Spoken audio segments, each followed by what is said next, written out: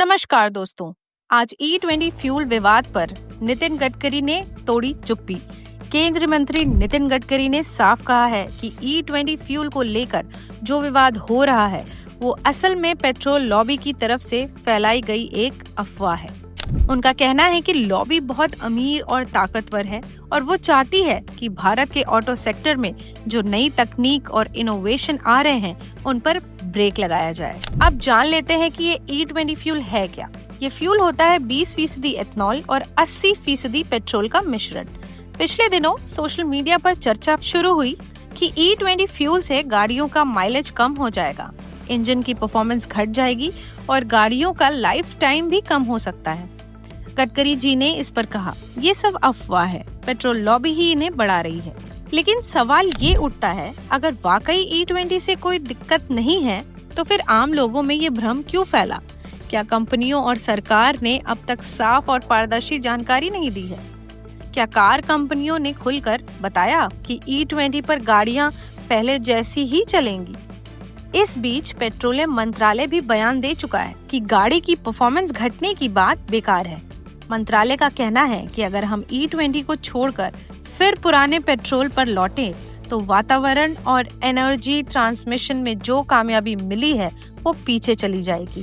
गडकरी जी ने अपने भाषण में और भी बातें कही। उन्होंने कहा कि भारत अब सेमीकंडक्टर चिप्स और रेयर मेटल्स के लिए चीन पर निर्भर नहीं रहेगा। यहाँ अब चिप निर्माण शुरू हो गया है और कई स्टार्टअप नई बैटरी तकनीक पर भी काम कर रहे हैं। उनका कहना है कि पुराने वाहनों को स्क्रैप करने से भी रेयर मेटल्स निकल सकते हैं और इसके लिए सरकार प्रोत्साहन योजना भी ला चुकी है। अब सवाल ये है कि क्या ये बैटरी टेक्नोलॉजी और स्क्रैप पॉलिसी सिर्फ बातों में ही रहेगी या फिर आम लोगों को वाकई सस्ते और टिकाऊ विकल्प मिलेंगे? गडकरी जी ने ये भी माना है कि भले ही इलेक्ट्रॉनिक और वैकल्पिक ईंधन वाली गाड़ियां बढ़ रही हैं, लेकिन पेट्रोल और डीजल गाड़ियों की मांग अभी भी बनी रहेगी। उनके मुताबिक भारत का ऑटोमोबाइल सेक्टर हर साल 15 से 20% की रफ्तार से बढ़ रहा है। उन्होंने आंकड़े भी दिए हैं। जब उन्होंने मंत्रालय संभाला तब भारत की ऑटो इंडस्ट्री 14 लाख करोड़ की थी और दुनिया में 7वें नंबर पर थी। आज ये 22 लाख करोड़ तक पहुंच गई है और तीसरे नंबर पर आ गई है।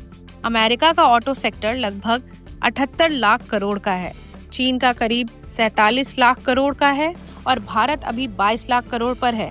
गडकरी जी का दावा है कि अगर नई टेक्नोलॉजी और इनोवेशन पर ध्यान दिया जाए तो भारत को नंबर 1 बनाना मुश्किल नहीं है। लेकिन फिर वही सवाल, क्या E20 फ्यूल पर चल रहा विवाद वाकई सिर्फ एक अफवाह है या फिर इनमें आम लोगों की चिंता भी सचमुच छुपी है? क्या गाड़ियां पहले जैसी ही माइलेज और परफॉर्मेंस देंगी या पेट्रोल डीजल की तरह यहाँ भी धीरे धीरे सच सामने आएगा?